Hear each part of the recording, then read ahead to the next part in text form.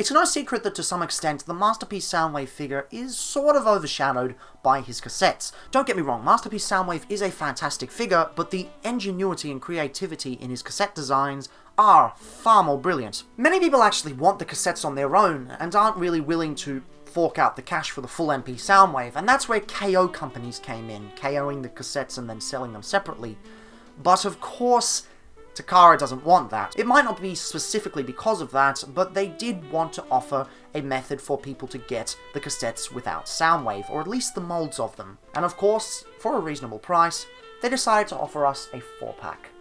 The Cassettebots versus the Cassettrons, or I guess Cassettrons versus Cassettcons, whatever they call it. I'm not going to check until after when I'm editing. So out of the packaging, you'll notice that these all come in their own little cassette boxes, which are a sort of transparent pink colour. And overall, I kind of like the effect that it gives. It makes them look like they're surrounded by energon. Very nice touch, although these are not the size of actual cassettes because they have to be compatible with the full Masterpiece Soundwave figure, but that is fine. They are fully compatible. I presume a good a place as any to start off with would have to be Enemy over here, who is a redeco of Rumble and Frenzy, and you won't be getting the colours mixed up on this guy because there is only one enemy and he is red and blue. Whoop-dee-doo. From the front, it looks really, really nice, and it replicates the cassette designs quite well. I'm not too sure if that is just a serial number, or if it's an actual reference to something or other, but it doesn't really matter, it works quite well on its own. And you've got Metal Position over there, which I don't know whether it's a reference to Microchange or not, but hey, MC60, that's Microchange if ever I saw it.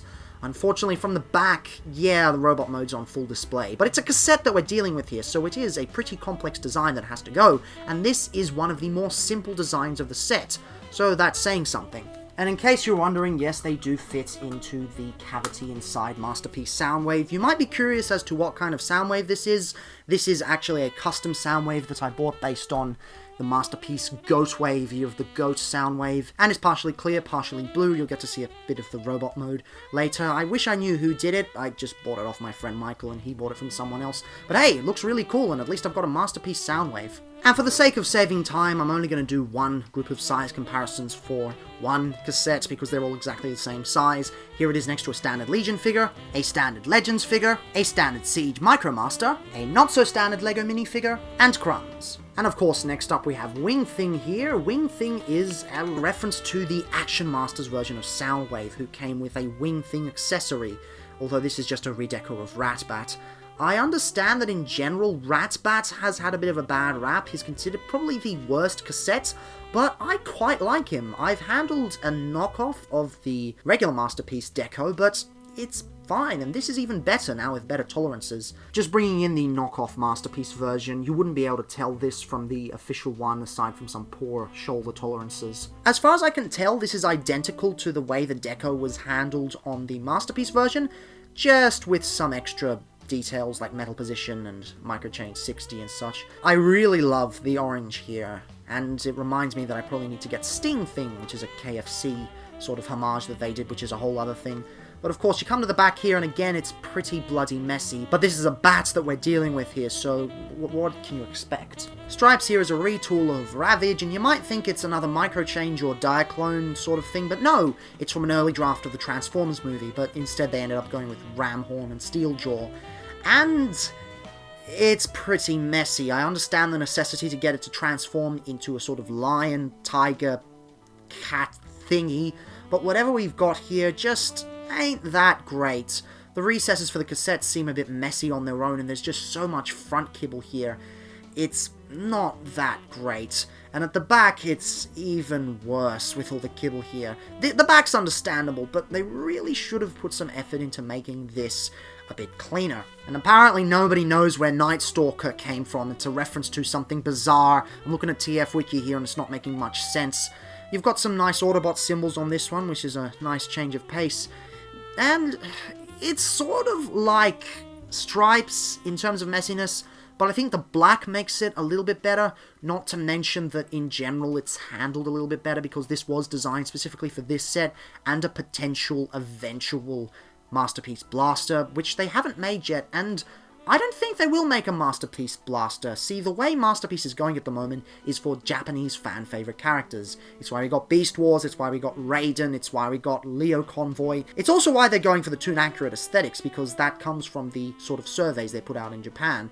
So, this is probably a prelude to a Masterpiece that may never come. We may get a Masterpiece Blaster at some point, but for now it's not that likely. Anyway, it is time for the transformation. So first thing you want to do is bring up the arms for enemy over here. Yes, we're starting off with enemy. And then you bring the ball joints down for the legs.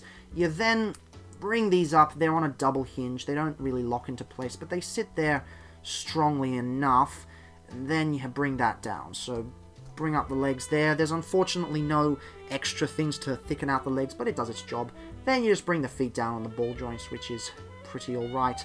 Come up the top here, you bring the arms fully down on the hinge and the ball joint, rotate here, bring out the fists like so, come around to the back, rotate up the head, come on, it's stuck in there very tightly, and then you rotate the head 180 degrees, and then you have enemy in all of his red and blue glory, so again, you won't be confusing him for Rumble or Frenzy. Rat-Bat's a bit more fun. You take these bits here and bring them down to form the wings.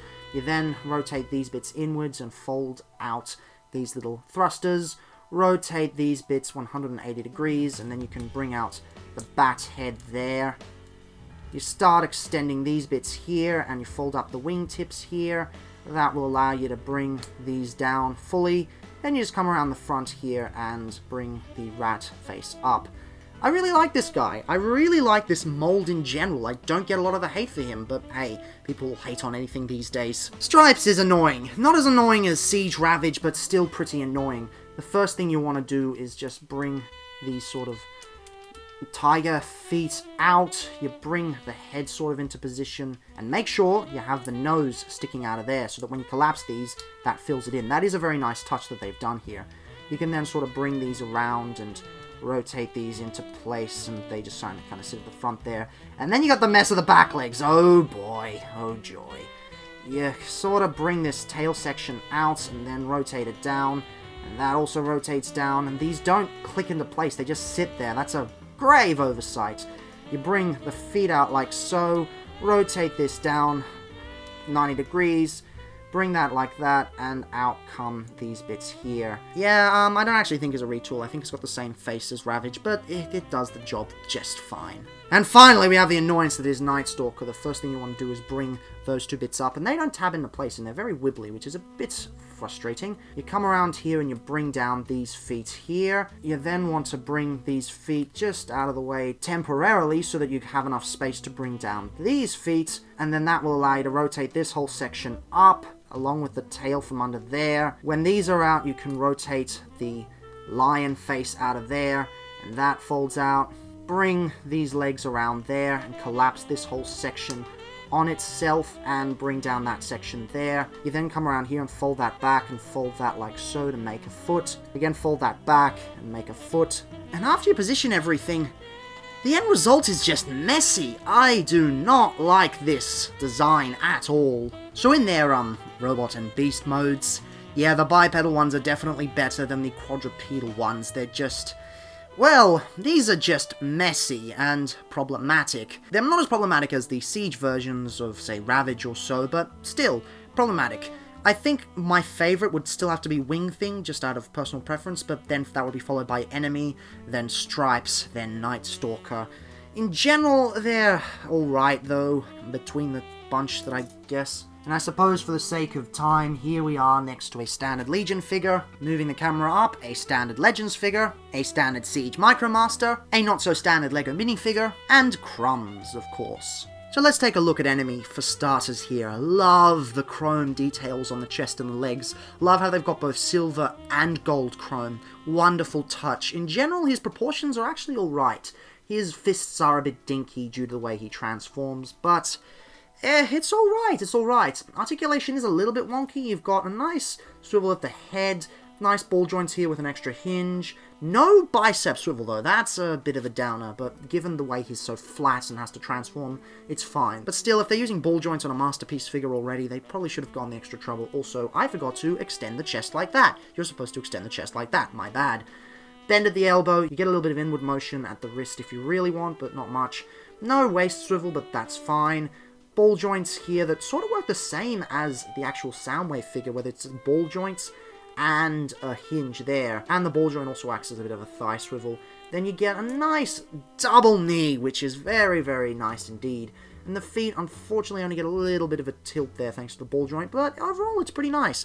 I really, really like this figure. I also like how he has accessories. You get this pack of pile drivers, and yes, I know it interacts with the Masterpiece Soundwave in many unique and interesting ways, but I'm not going to go into that now because that's probably best for a full Masterpiece Soundwave review. And in general, this whole section back here actually plugs into the back of that section, so he can store that on his back.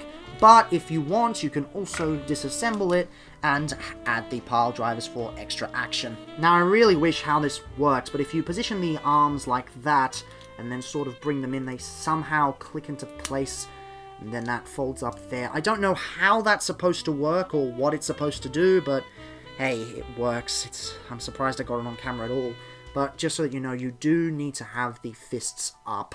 That's something I never really realized until way later down the line. Furthermore, you need to have these positioned where you have the teeth at the back like so, and then it should peg in somehow, but unfortunately I don't really know how. And of course these extend to create the pile drivers as he destroys the ground. The other thing you've got are these guns here, which peg into the back of the robot mode for extra storage like so. And when you've got them on the back there, they do look really, really lovely. But you can also have them hold them as well if you just take them off. They've got a little hinge that you just push down, and then that'll allow you to hold them with, you know, in his hands. And that's how he looks holding them. And the really cool thing is he can carry all of his accessories in robot mode, which is a very, very lovely touch. I reckon in general, he's a really solid figure, and if you can get this mold on its own, I would highly recommend it. It is a very, very nice and very playable Masterpiece Transformer. Wing Thing is pretty damn simple, but fun. He's got a great color scheme, some great sculpting, nice way of showing that he actually has cassette details here. The articulation's very simple, double hinges here and double bend here, that's about it. But the play value just comes from the sheer amount of detail and the expressiveness of the small amount of articulation that he has. It's a very underappreciated mold, and I really, really love it. And of course, if there was ever any doubt, you can easily just plug this in to the shoulder of Masterpiece Soundwave. Very lovely. Now, Stripes isn't my least favourite, but he is very, very problematic. I suppose that's the curse of most of the Ravage figures in general, but in the end, he's just rickety, he's wibbly, and look at this, and these bits don't tab in at all at the back here. This bit fortunately does tab in, but it's just, in general, not that great. You've got some nice swivels here, and lots of swivels on the legs. Same here with nice ball joints here and extra swivels, but the front legs I feel are definitely more solid than the back legs, just because it's all a bit of a mess. And yes, Ravage is a very hard character to do, but if they were able to pull off Laserbeak and Ratbat to such a great extent, then this Stripes version of Ravage just, well, a bit disappointing.